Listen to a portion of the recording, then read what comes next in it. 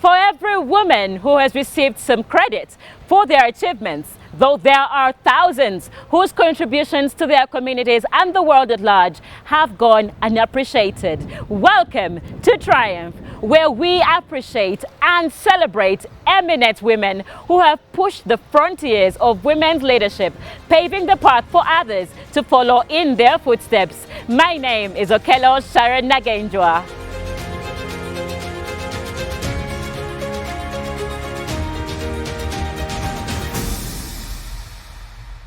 Brought to you by Stanbic Bank Uganda. There is no doubt whatsoever, Jamila Mayanja is a luminary of hope and change whose mission is to illuminate the lives of women and girls, empowering them to become architects of transformation within their communities. In 2012, she ignited a spark of possibility that would soon become the radiant flame of Smart Girls Foundation Uganda. This week, Triumph celebrates this beacon of inspiration. Hi, Jamila. Hi Sharon, how are you? Thank you for having me at Smart Girls Foundation Uganda. Thank you for being here. Fascinating name. I would want to find out how you decided on that name, but first, who is Jamila? Kindly introduce yourself to the audience. I'm Jamila Mayanja. I'm founder and CEO of Smart Girls Uganda. It's a social enterprise that empowers girls and women. I am from a family of 14. Okay. I have one amazing, handsome son. Okay. Yeah. And yeah, an old girl of Navisusa Girls School, studied BBA, did a lot of certificates. Yes. A person who is very, very, very passionate about social entrepreneurship and Yes. being an educator. You're dealing with girls who are mechanics, girls who are carpenters and tailors and hairdressers, and I can actually see that you're geared to the male-dominated space. Yeah. That's where all the training is coming from. So where did Jamila get their inspiration to start the Smart Girls Foundation? Weirdly, that idea came when I was watching an animation called Zootopia. Okay. And why I was watching that animation, I was actually sad that my prior program that I had started in Smart Girls Uganda had actually failed. Okay. I had started a laundry service where I would hire young women from slum areas who didn't have work. These were mostly teenage mothers, those getting out of drug abuse. Yes. And I was giving them work to do door-to-door laundry. Yes. And then I would put them into entrepreneurship training. So that worked for some time, but it later failed. Yes. Because the girls were starting up the same kind of businesses, market stalls. And when they would start them in the same area and fight for clients, they would end up giving up. Yes. So I was watching the cartoon, I'm like, oh my God, I had really reached to numbers, 100 of these young women in Kawempe, Maganjo, and they're not doing the work that they're supposed to do. And they had failed. How meant I really empower them to show that the society, when you want to do a job as a woman, you're not bound to a katali. Yes. You're not bound to the normal narrative. So when I was watching this cartoon, this was a small bunny that wanted to be a policewoman in beekeepers. Yes. And I was bypassing a garage and I'm like, I need to challenge those young women to become mechanics. They're not lady mechanics. If they become one, they will be very marketable. Yes. And that's how the idea was born. Walked into a garage, told them, I need to train some of my women, and then the Girls with Tools was born. Okay, so having the mind to think about the other person, but you're not doing business for Jamila herself, and you're thinking about the community. Where does that personal vendetta come from? It comes from my late dad, may God bless him. He was a polygamous man. He married 3 wives, and 3 to 4 wives actually, and they all depended on him. And I really admired at how this man was taking care of all his 14 children, all his businesses, and I really, really wanted to be like him. You wanted to be like him, and have 14 children and, not 14 and 3 children. husbands? I wanted to be rich. I wanted to be rich. Yeah. I was amazed at how he took us in all good schools. Yes. We did not, like, we had food at our table. There is no time when I was in Navisusa where they chased me for school fees. So I was really amazed at how this man is actually doing this. You understand? Yes. So I went out And later on, things when he died, I saw how my mom struggled Yes. to make ends meet. What means that she really depended on my dad. Yes. And I felt like every woman has to have their own businesses. We're no longer into that world where we have to absolutely depend on men. We are able to actually be able to contribute to the household. Yes. And doing more of my research, I noticed women are who they are, and they decide to stay in violent relationships Yes. because they do not have money of their own. Yes.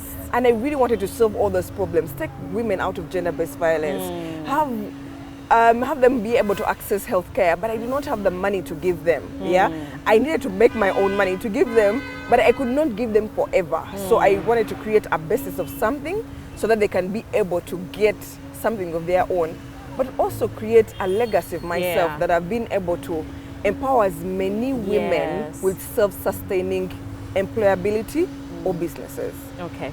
Yeah. So going back on your journey from the start and to the current, what are some of the biggest challenges you've had to overcome? Oh, no funds. No funds. No money.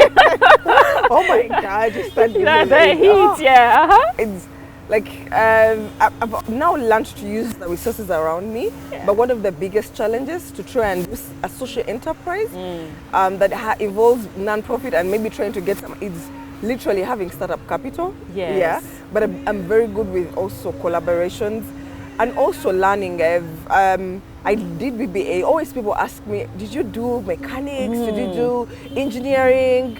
I've come to teach myself. It is a challenge to learn as an adult. Oh my God. So, but I've also learned, it was a challenge at first. Yes. But with internet, it has helped me to learn of the internet. But also, balancing work and home has also really was a challenge. Okay. Looking after my child, looking after being in a marriage that had failed.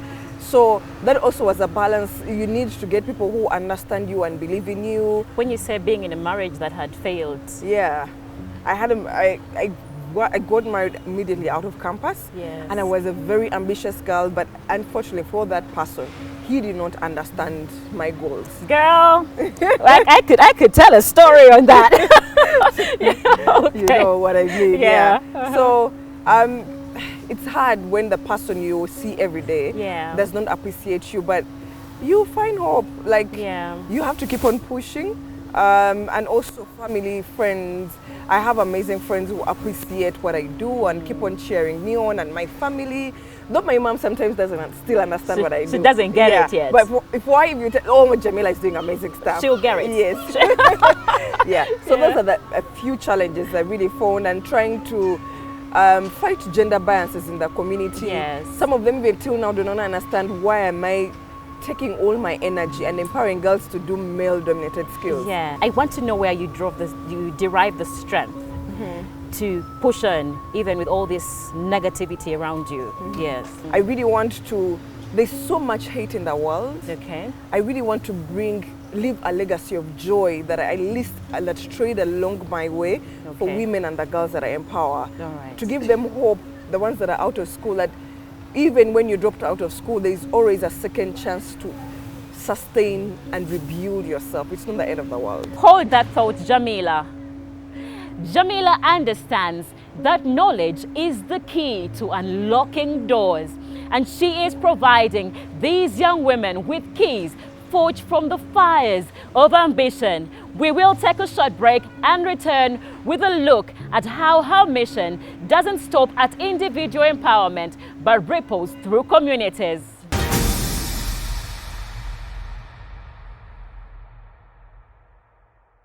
We are glad you're still with us. Now, if you just joined us, Jamila Mayanja is a social entrepreneur and educator who empowers women and girls to transform their lives and communities. Each year, Smart Girls Uganda engages over 150 young women in economic programs and trains peer educators who have reached 30,000 young people over the program's lifetime. Jamila, now let's talk about Smart Girls Uganda for a bit. How many girls have emerged and you're like, yo, I see you there, I see you there, and you can easily identify them come out of the shelf? Ever since we started mostly the Girls with Tools scaling, we've been able to graduate over 300 girls. Actually, next week we are graduating more 100. Wow. And by the time we finish next year, we would have graduated more than 400 young people. But the ones we actually pick all our alumni. We have an alumni already in Matrak. We have some working on garages along Sa Apollo Kagwa. We have some in Gayaza. We have some who have started their own workshops, who are electrical engineers in GoTV that are actually doing electrical engineering there. So these are girls that have been successfully come out of the Girls with Tools and are successfully working existing companies and also starting their own businesses within their communities. Yo, I feel your pride. Thank you. Well, I feel it. Yes. So, out of the girls that you have trained, where do you see Smart Girls Uganda going? Oh my God, when you ask me that questions, I get goosebumps because that is, my dream scares me because I have a dream to start a full skilling city. They say if it doesn't scare you, it's not big enough. I have a dream to have a skilling city on more than 50 acres of land. Yeah. I want to build a Girls with Tools university for my girls to be able, from getting certifications to diploma, to getting them to being recruited by companies all over the world, not in Uganda, because we are giving them the best skills. Yeah, I want to have a household name that if you go to Motocare, if you go to Tesla, I'm known to have put out amazing girls who have been skills to be able to work in these companies. So my dream is that huge. Girls that are innovating products that are solving issues within the world. That's where I want to get at. That I am the one who is producing the next, people who are innovating a robot that is going to the moon. Yeah? And these are girls you would have said maybe are vulnerable, but they're actually not vulnerable. They have when given the right skills and resources, they can actually do these things. You want to be the queen of AI? Yeah. I see where you're going. Yeah. So, for girls out there that are in your position and probably have the same dreams as you, but you're a notch higher than them, what message do you have for them? What we tend to have as women and young girls is we tend to give up very fast. Consistency is very, very, very key, and learning to unlearn. Yeah? Keep on learning.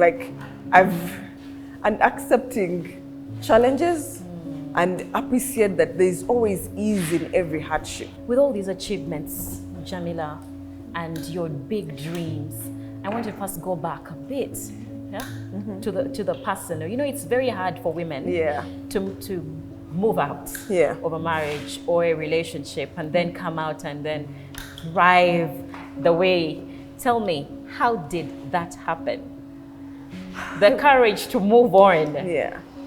I have to say for that is really having a very good supporting system. Yeah. My mom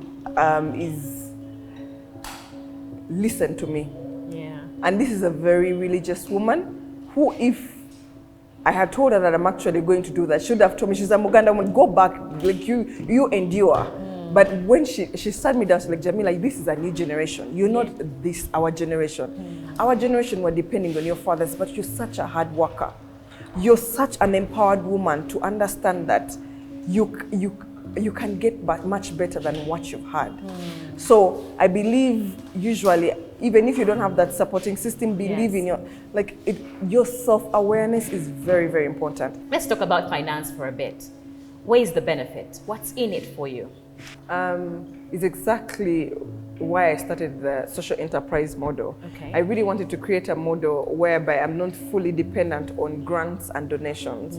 That's why I really have where some girls are actually paying a small fee, and we also have products that we sell that can generate some income. That even when we don't have donations, I can be able to pay my team. I could be able to pay myself a small facilitation and keep on growing the numbers that attract more middle-class people that would love to enroll their young girls to take up these skill sets. So I'm very keen to market, to tell people that I'm not only doing Girls with Tools for only the girls out of school, but also for that young person who is graduating from campus and has always wanted to do mechanics or electrical engineering. At a small fee, you can come and actually pay. But I also attract I reach out to a number of companies that help us in support.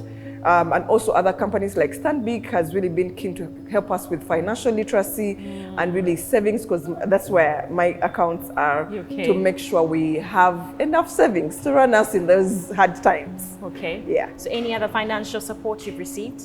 Yeah, I've received a lot of financial support from MTN Uganda. I've received from USDF, USADF, from the US Embassy, from the Gift Fund, from Uganda Cares. Wow. And some it may not even be financial. Yes. It's usually material. Aga Khan Foundation donating to us tools. A number of individuals, oh my God, we have Ugandans who actually call you and they're like, I have a daughter, or I have a friend, or I have a village mate who has a daughter, and I would love to financially support her to enroll in your Girls with Tools. So we have amazing Ugandans who don't want to see other people failing within their communities. Wow, Jamila, that was amazing. Well, let's hear from an expert who will guide us and give us technical advice on social entrepreneurship.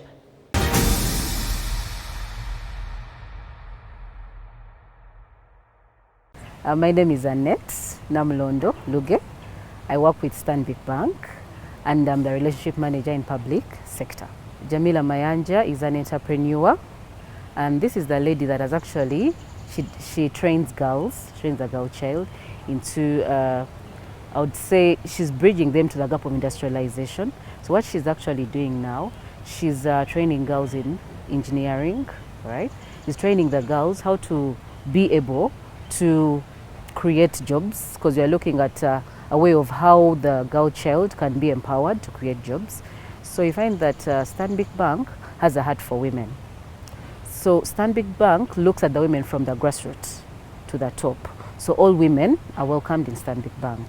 So we are a bank that wants to grow the girl child, to grow the women. So these women are given opportunities. One, we train them, all right? They're also given the opportunity to interact with other women through the various workshops that we hold. So we train both financial literacy and also non-financial. So this is to equip the woman to know, how do I make money? How do I save the money? And how do I use this money to grow? So you find that we touch each and every one in a way that let us empower them, let us train them. And for all the women out there, we are that bank that solutions to you, all right? We look at everyone. Don't say that Stanbic's only for the women who are up there, women who have read. No, we look at each and every woman, right from the woman from the grassroots, what I would say, in the marketplace, because we do help them in a way that would want them to impact in their lives, whereby they're able to also provide for their children. As you know, women, I would say we are the drivers, for lack of a better word.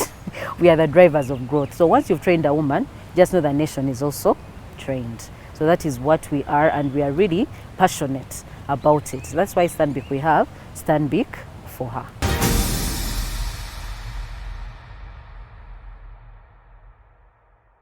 Jamila Mayanja's work is a testament to her belief that empowerment is a cycle, not a destination. Each year, Smart Girls Uganda trains peer educators who in turn become agents of change. These educators fan out into the world, sharing wisdom they've gained and touching the lives of tens of thousands of young people. Jamila's impact is exponential, a ripple in the pond that creates waves of empowerment. That's all we had for you this week. Be sure to join us next week for yet another triumphant story. My name is Okelo Sharon Nagenjwa.